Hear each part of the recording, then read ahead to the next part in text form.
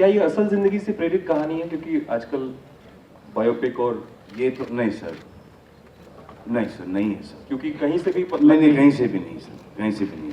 ये इनके दिमाग से है सर। तो एग्जैक्टली क्या, अगर अली आप ही अंडरडॉग की कहानी है, अंडरडॉग की कहानी है।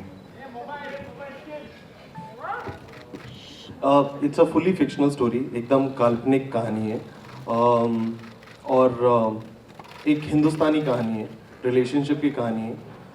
स्पोर्ट इसका बैकड्रॉप है और कॉमन चीज़ ज़िंदगी और रेसलिंग में एक ही है कि दोनों जगह लोग गिरते हैं, लेकिन ज़िंदगी का नाम है खड़ा होना, and that's what the film stands for. Khan साहब समझे? बिल्कुल समझ गया। सो क्या? जिंदगी एक अखाड़ा है, उसमें खड़ा होना बहुत जरूरी। हाँ, तो ट्रेलर में वो मेंशन किया था सलमान ने कि अंग्रेजी बोलने से लड़की जो है वो जल्दी पड़ जाती है, तो कुछ अलग तरह की लव स्टोरी दिखाई दे रही है। आई थिंक ये लव स्टोरी दो रेसलर्स की है जिन्होंने एक तरह की ज़िंदगी देखी है, एक दूसरे के अप्स एंड डाउन्स अच्छे से समझते हैं क्योंकि सेम प्रोफेशन में है, स्पेशली एक सेम स्पॉट में है। And in a way it's a relationship of equals where you know when you watch the film you will see that actually कुछ आगे कुछ बोलने के लिए है नहीं, मैं जैसे ही मैं कभी कभी सेंटेंस शुरू कर देती हूँ and then I just keep saying things that make sense. But yeah, it's because it's about two wrestlers and they understand each other really well and they understand each other's downs as well as their highs. And how sometimes, like my character says, that sometimes when you in life start focusing on one thing too much, आप कभी कभी कुछ important चीज़ों को भूल जाते हो। तो ये जो ऊपर नीचे जाती है इनकी जो लव स्टोरी, वो भी आपको देखने को मिलेगा, and how it impacts the story and how it impacts him in the film. The most difficult part in this film has been the langot. आज मेरे को समझ में आया what heroines feel when they go through all these swimsuit shots and all that. Hi Salman. You know क्या हुआ था? Ali was there. तो ऐसे यार वो शॉर्ट्स पहनते, शॉर्ट्स यार सब पहलवान लंगोट पहनते हैं, नॉट लुक रियल। ऐसे वो लंगोट पहन लेंगे, विल डू इट।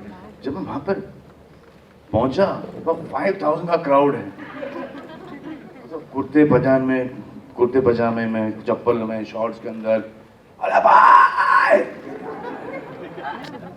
ये तो यहाँ पर गड़बड़ हो गई। सो आई सेड यार Ali, I am not, there is no way that I am going to, chance ही नहीं कि मैं वहाँ पर जाऊँगा।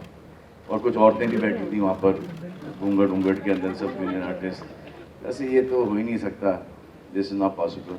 जैसे फिर एक काम करते हैं, हम लोग नेक्स्ट ईद पर आएंगे। वैसे ये डेट भी अच्छा है, नेक्स्ट ईद का। एनीवे सेड चलो ठीक है। अब मैं एक लुंगी पहन के गया वहाँ पर और ये कुर्ता में जाकर बोला, यहाँ पर अगर किसी ने चिल्लाया तो आई स्वेयर ऑन गॉड मैं आके मारूंगा। And when I was walking from my van to the shooting was the location, मेरे आंखों में आंसू थे। I was feeling violated. अच्छा, और मैं बिल्कुल शर्माता नहीं हूँ शर्ट वर्ट उतारने में, शॉर्ट्स पहनने में। मैं वो शर्मीला किस्म का आदमी हूँ ही नहीं इन मामलों में। But when I to go and take that and there's something हाय मुझे समझ में आ रहा था कि because I've seen the junior artists यहाँ पे इंडस्ट्री के अंदर, हर पिक्चर के अंदर you working with the same people, so you can understand the voices. ऐसे घूंघट खोलो, ऐसे नहीं खोलेंगे। It was the most difficult thing, but thank God that the people got used to the visual.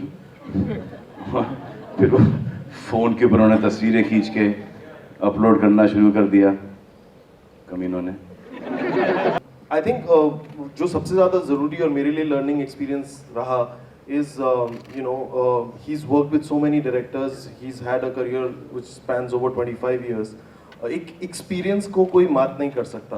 I think there is lot of Salman in the film because his contribution to the text is phenomenal. There are certain things which someone who has learnt the craft over years, who seen and gone through so many texts understands. और जो जो इनकी छोटी छोटी चीज़ें थी, he never pointed bigger things to me, he only pointed smaller things. And my learning from this film is that the depth of everything lies in small things, not in the big things. And rest all you will see on Eid.